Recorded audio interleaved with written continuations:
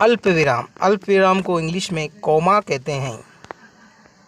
अर्धविराम सेमिकोलन, अपूर्ण विराम कोलन, पूर्ण विराम फुल स्टॉप, प्रश्न सूचक क्वेश्चन मार्क, विस्मय सूचक चिन्ह एक्सक्लेमेशन मार्क, अवतरण या उद्धरण या उपविराम चिन्ह एपोस्ट्रोफ स्पेस मार्क, योजक चिन्ह समास चिन्ह हाइपन, निर्देशक चिन्ह डैश, विवरण चिन्ह डिस्क्रिप्शन सिंबल, हंसपद ऑब्लिवेशन साइन, संक्षेपण एब्रीवेशन साइन, तुल्य सूचक क्षमता सूचक इक्वल सिंबल, कोष्टक कोष्टक ब्रैकेट्स, लोप चिन्ह इलिप्सिस, इतिश्री समाप्ति सूचक चिन्ह द एंड सिंबल, विकल्प चिन्ह स्लैश, पुनरुक्ति चिन्ह रिपीट साइन,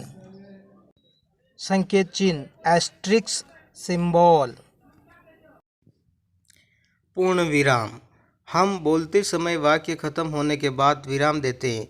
इसी प्रकार लिखते वक्त वाक्य खत्म होने के बाद पूर्ण विराम लगाते हैं। इसका प्रयोग विस्मयवाचक वाक्यों और प्रश्नवाचक वाक्यों को छोड़कर हर जगह किया जाता है। इस विराम चिन्ह के उदाहरण इस प्रकार हैं, जैसे लड़के का पैर फिसल गया, सब बच्चे उसके पास गए। दोहा, शायरी, छंद में भी पूर्ण विराम का प्रयोग करते हैं। पहला चरण खत्म होने के बाद एक पूर्ण विराम आता है और दूसरा चरण खत्म होने पर दो पूर्ण विराम लगाए जाते हैं। अर्धविराम, जहाँ पूर्ण विराम की अपेक्षा कम देर और अल्प विराम की अपेक्षा अधिक देर तक रुकना हो, वहाँ अर्धविराम का प्रयोग करते हैं। सूर्यास्त हो गया, लालिमा का स्थान कालिमा ने ले लिया। सूर्योदय हो गया, चिड़िया चहकने लगी और कमल खिल गए। अल्प विराम, वाक्य के बीच में विराम उत्पन्न करने वाले विराम चिन्ह को अल्प विराम कहते हैं। अल्प विराम का प्रयोग नीचे दी गई परिस्थितियों में किया जाता है। उदाहरण इस प्रकार हैं। किसी वाक्य में दो या दो से ज़्यादा समान पद वाले शब्दों में हाँ, नहीं के बाद, जैसे नहीं मैं नहीं चल सकता हूँ, हाँ तुम जाना चाहते हो चले जाओ। उपाधियों के अलगाव के लिए, जैसे BA, MA, PhD। उपविराम, अपूर्ण विराम भी कहा जाता है, जब किसी को अलग से दर्शाया जाता है। उदाहरण इस प्रकार हैं, जैसे राम खाना खाता है, शीर्षक माँ ममता की प्रतिमूर्ति, संवाद सुमन चलिए आपको यमराज से मिलवाऊं, अमित भाई अभी मेरा उससे बात करने का मन नहीं है। प्रश्नवाचक चिन्ह, प्रश्नवाचक वाक्य के अंत में प्रश्न सूचक चिन्ह का प्रयोग किया जाता है।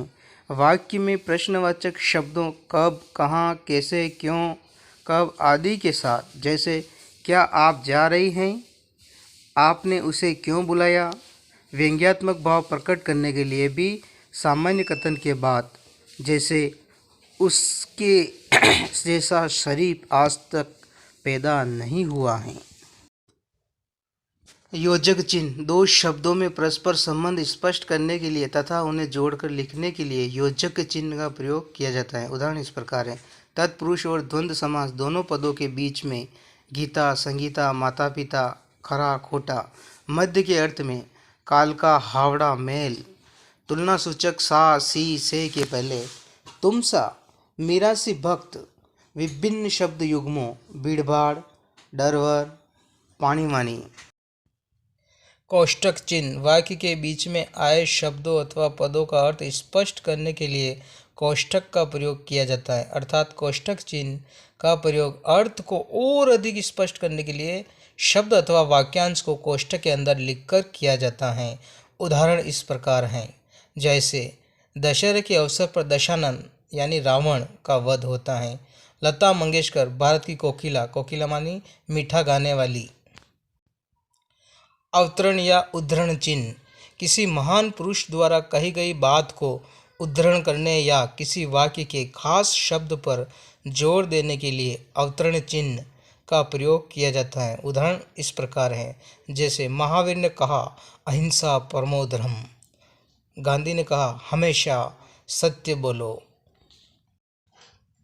विस्मयादि बोधक चिन्ह वाक्य में हर्ष, विषाद, विस्मय, घृणा, आश्चर्य, करुणा, भय इत्यादि का बोध कराने के लिए विस्मयादि बोधक चिन्ह का प्रयोग किया जाता है। अर्थात विस्मयादि बोधक चिन्ह का प्रयोग अवयव शब्द से पहले किया जाता है। उदाहरण इस प्रकार हैं, जैसे हे राम ये क्या हो गया, छी छी कितना गंदा है, आह कितना सुहावना मौसम है। लाघव चिन्ह संक्षेपण सूचक, किसी बड़े अंश का संक्षिप्त रूप लिखने के लिए लाघव चिन्ह संक्षेपण सूचक का प्रयोग किया जाता है। उदाहरण इस प्रकार है, अर्जित अवकाश के लिए डॉक्टर के लिए डा, उत्तर प्रदेश के लिए उ, प्र। निर्देशक चिन्ह भी बड़ी लकीर की तरह होता है, लेकिन इसका आकार योजक चिन्ह से बड़ा होता है। उदाहरण इस प्रकार है, किसी वाक्यांश पद की परिभाषा स्पष्ट करने के लिए, जैसे तुम्हें एक अच्छा नागरिक बनना है, परिश्रम, लगन, निष्ठा से। किसी व्यक्ति के द्वारा कहे गए कथन को अधिकृत करने से पहले, जैसे गांधी जी ने कहा है सत्य अहिंसा से ही हम देश को आज़ाद करा सकते हैं। विवरण चिन्ह का प्रयोग वाक्यांश के विषयों में कुछ सूचक निर्देश आदि देने के लिए किया जाता है। उदाहरण इस प्रकार हैं, जैसे हिमालय से कई नदियाँ निकलती हैं जिसमें मुख्य हैं गंगा। गंगा को प्रदर्शित करने के लिए विवरण चिन्ह का प्रयोग किया गया है। विस्मरण चिन्ह या त्रुटिपूरक चिन्ह हंसपद, इसे त्रुटिपूरक भी कहा जाता है। लिखते समय जब कोई शब्द छूट जाता है तो इस चिन्ह को लगाकर उस शब्द को ऊपर लिख दिया जाता है। उदाहरण इस प्रकार है, जैसे राम गया, राम चला गया, सीता लाई, सीता खीर लाई। विराम चिन्ह का अर्थ क्या है? उत्तर ठहरना या रुकना। इसमें से हंसपद कौन सा है? उत्तर एक, ऊपर चिन्ह। जब एक ही वाक्य में जब एक से अधिक उपवाक्य, शब्द या वाक्यांश समान रूप से होता है तो किस विराम चिन्ह का प्रयोग किया जाता है? उत्तर अल्प विराम का। प्रश्नवाचक या विस्मयादि बोधों को छोड़कर सभी वाक्यों के अंत में प्रयुक्त होता है पूर्ण विराम। अगर यह वीडियो आपको अच्छा लगा हो तो इसे लाइक, शेयर और चैनल को सब्सक्राइब जरूर करें। देखने के लिए धन्यवाद।